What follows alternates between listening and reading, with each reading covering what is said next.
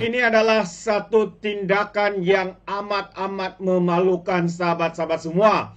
Ahli Parlimen Bersatu sibuk menyerang, menghasut rakyat untuk membenci YB Tiong, ya, Menteri Pelancongan kita ni. Ya, di saat YB Tiong, ya, hari ini, kemarin sahabat semua kita merayakan perayaan Chinese New Year, Ahli Parlimen Bintulu sibuk, ya, untuk turun padang. Bukan untuk merayakan Chinese New Year, tapi turun padang untuk menyelamatkan mangsa-mangsa banjir. Tapi di saat itu jugalah Ahli Parlimen Bersatu ini cuba untuk menyerang, menghasut, terus menghasut untuk membenci, supaya rakyat kononnya membenci Ahli Parlimen Bintulu ini. Jadi sahabat semua, kalau kita tanya, kalau kita tahu, Ahli Parlimen Bintulu ini adalah ahli parlimen yang begitu disenangi oleh rakyat kebanyakan. Rakyat di bawah sana, rakyat di Bintulu. Dan mereka mengenal siapa ahli parlimen Bintulu ini. Bukan hanya cakap basar, tetapi seorang yang melakukan tanggungjawab beliau sebagai ahli parlimen. Bukan menghasut hari-hari, bukan menyerang hari-hari, seperti mana yang dilakukan oleh ahli parlimen daripada Parti Bersatu ini. Mungkin untuk pilihan raya yang akan datang, kita akan tahu siapa ahli parlimen yang akan ditolak oleh rakyat. Adakah mereka yang melakukan tanggungjawab atau mereka yang hanya tahu untuk menghasut, untuk mempertikai dan sebagainya. Jadi, sahabat semua, saya ingin membawakan Anda jenis serangan yang dibuat, ya, oleh ahli parlimen daripada Persatu ini, yaitu Mas Ermiyati. Katanya jangan kelentong Perdana Menteri. Mas Ermiyati persoal 38 juta pelancong yang diumumkan oleh Tiong. Itu dia. Saat-saat sesibuk manapun, ya, di saat kita menghadapi musibah, masalah banjir, tetapi bekas menteri ini, ahli parlimen masih tanah ini, sibuk pula, ya, untuk menyerang, mengkritik, ya, kononnya tindakan Menteri Pelancongan Seni dan Budaya Tiong King Sing yang didakwa mencampurkan angka pelawat harian dan jumlah pelancongan sebagai data rasmi kedatangan 38 juta pelancong tahun lalu.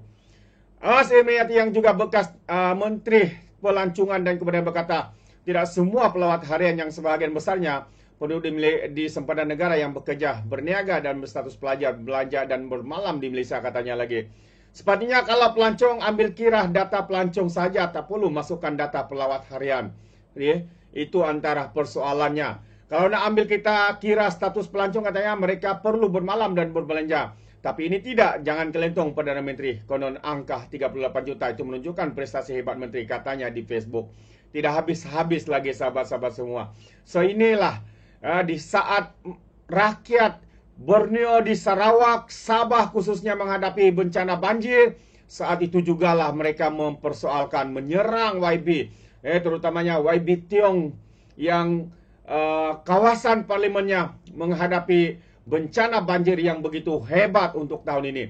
Beliau pada perayaan Chinese New Year awal pagi, ya, tidak sempat untuk beraya bersama dengan keluarga. Beliau turun padang, berseluar pendek, bersama-sama dengan pasukan penyelamat, ya, untuk menyelamatkan, untuk memberikan bantuan kepada mereka yang menjadi mangsa kepada banjir yang berlaku, yang begitu hebat dan begitu teruk ini, sahabat-sahabat semua. Tapi inilah, ya, pemimpin-pemimpin daripada pembangkang ini tidak habis-habis meroyan, tidak habis-habis mau menyalahkan, mencari kesilapan kononnya dan sebagainya.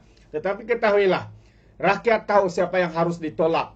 Rakyat tahu siapa yang harus dikeluarkan dari arena politik ini. Yang hanya tahu, ya, menfitnah, menghasut rakyat untuk membenci menteri seperti ini. Jadi sahabat semua, apa pandangan Anda? Anda boleh berikan komen dalam ruangan komen. Datuk Seri Tiong King Sing turun padang bantu mangsa banjir di Bintulu, buat netizen kagum. Ini yang saya beritahu. Tiong King Sing ini bukan hanya berlakon, sahabat semua. Kalau Anda pergi ke Bintulu dan bercerita dengan orang Bintulu, tidak kira apa bangsa, Chinese kah, Bidayu kah, Dayak kah, Iban kah, mereka tahu bagaimana bentuk bantuan, bagaimana YB Tiong King Sing ini begitu rapat hubungannya dengan rakyat. Tidak pernah ada YB dalam sebuah perkawinan dia hadir dan balik sekitar jam 2 ke 3, 4 pagi sahabat semua. Sampai habis majlis itu barulah dia balik. Inilah antara sikap terpuji kepada pemimpin ini. Dan hari ini kita boleh lihat bagaimana rakyat sendiri melihat ya apa yang dilakukan oleh YB Tiong. Turun padang untuk terpaksa mengorbankan hari beliau bersama dengan keluarga untuk merayakan Chinese New Year dan sebagainya.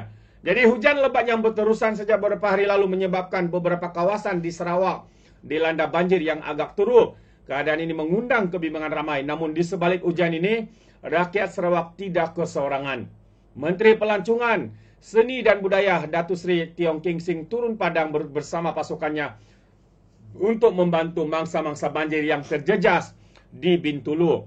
Dalam satu hantaran di Facebook miliknya, beliau menyatakan komitmen penuh untuk membantu mangsa-mangsa banjir. Dan katanya dalam waktu yang sukar ini, marilah kita menyokong dan membantu satu sama lain. Saya dan pasukan saya serta semua agensi berkaitan akan melakukan yang terbaik untuk membantu semua orang. Bertahanlah kawan-kawan, katanya. Saya tahu ini sukar, tapi jangan putus asa. Itu antara kenyataan daripada YB Tiong. Tindakan pantas Datuk Seri Tiong bukan saja mendapat perhatian netizen, tetapi juga menerima pujian ramai. Rata-rata netizen berterima kasih atas keprihatinan beliau yang turun padang sendiri untuk memastikan bantuan disampaikan dengan cepat. Seorang pengguna Facebook menulis, contoh wakil rakyat yang kita perlu selaku saya ingin tunjukkan kepada anda ya. Ini komen-komen daripada warga maya. Katanya, contoh wakil rakyat yang selaku rakyat mahu bukan cakap saja tapi turun padang merasakan apa yang rakyat rasakan. Kita sangat menghargai usahamu, usaha baikmu YB Datuk, kata seorang yang berkongsi pandangan ya di dalam Facebook. Tapi tidak kepada ahli parlimen PAS bersatu ini. Seperti Mas Irmiati ini sahabat semua. Di saat orang susah, di saat itu juga lah dia mengambil peluang untuk menyerang dan juga menghasut untuk membenci kepada menteri ini.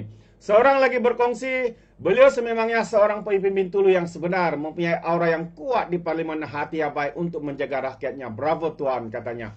Tapi Datuk sangat menghargai kerja baik anda. Setiap kali Bintulu dalam kesusahan, anda sentiasa bersama kami. Tuhan memberkati Datuk, katanya. Jadi rakyat diminta bersabar dan terus peka dengan amaran cuaca. Sementara itu pihak berkuasa menasihati penduduk di kawasan berisiko untuk terus berwaspada dan peka dengan amaran cuaca yang dikeluarkan oleh Jabatan Meteorologi Malaysia. Penduduk yang terjejas turut disarankan untuk segera berpindah ke pusat pemindahan sekiranya keadaan bertambah buruk.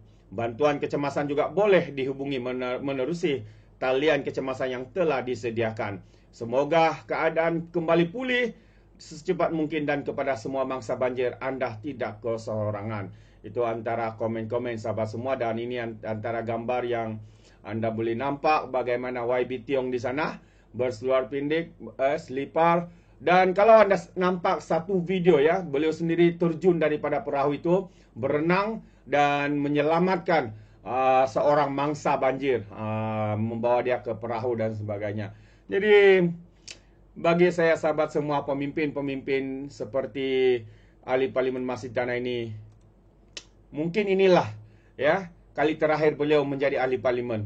Mungkin lepas ini rakyat perlu tolak individu ataupun pemimpin seperti yang tidak habis-habis bermain politik di saat rakyat menghadapi kesusahan, di saat menterinya pula sibuk melakukan tanggungjawab turun padang berenang, mereda banjir untuk menyelamat bersama. Tapi apa yang dilakukan oleh ahli parlimen daripada Masjid Tanah ini satu yang amat-amat memalukan. Mereka tidak boleh membezakan saat di mana perlu berpolitik, di mana saat menyerang, menghasut dan sebagainya. Di saat menteri rakyat kita sendiri menghadapi kesusahan, mereka tidak melihat semua itu. Apa yang mereka mahu, mereka terus menghasut dan menghasut, mereka terus menyerang dan menyerang tanpa pedulikan rakyat yang terkesan dengan bencana seperti yang berlaku, bencana banjir di Bintulu ini. Jadi sahabat semua, itu pandangan saya. Bagaimana dengan anda? Anda boleh berikan komen ya di dalam ruangan komen.